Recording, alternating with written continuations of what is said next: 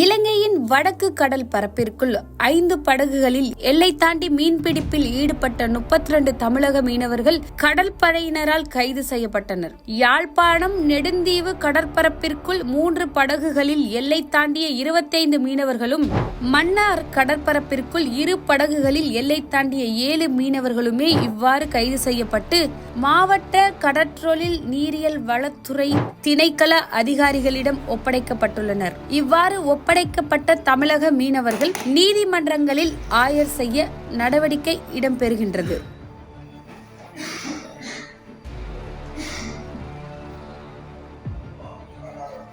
இலங்கையில் பிடிபட்ட படகின் வழக்கை எதிர்கொள்ள விமானம் மூலம் இலங்கை வந்த தமிழக மீனவருக்கு விளக்கமறியல் உத்தரவு பெறப்பட்டுள்ளது.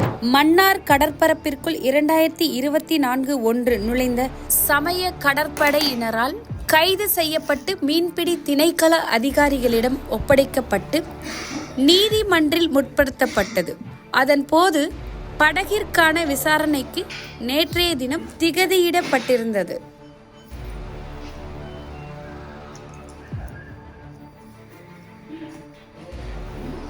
இவ்வாறு திகதியிடப்பட்ட 2 படகுகளின் வழக்கு விசாரணை இடம்பெற சமயம் படகின் உரிமையாளர்கள் சட்டத்தரணிகள் மூலம் மன்னார் தோன்றினர். வழக்கு விசாரணை இன்று வரை ஒத்திவைக்கப்பட்டுள்ளதோடு அதுவரை படகோட்டியை விளக்கமறியலில் வைக்குமாறு மன்னார் நீதிமன்றம் கட்டளையிட்டுள்ளது. இதற்கமையும் தமிழக ராமநாதபுரம் பாம்பனைச் சேர்ந்த படகு உரிமையாளர் வவுனியா சிறையில் அடைக்கப்பட்டுள்ளனர்.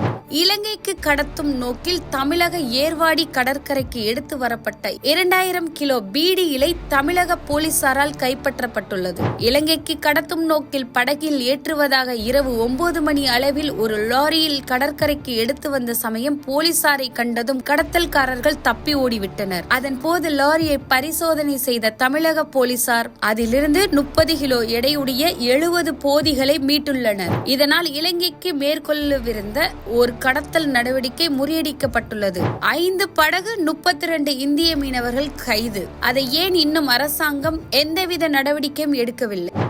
யாழ்ப்பாணத்தில் கைதாகிய 25 மீனவர்களும் 4ஆம் தேதி 4ஆம் மாதம் வரை விளக்கமறியல்.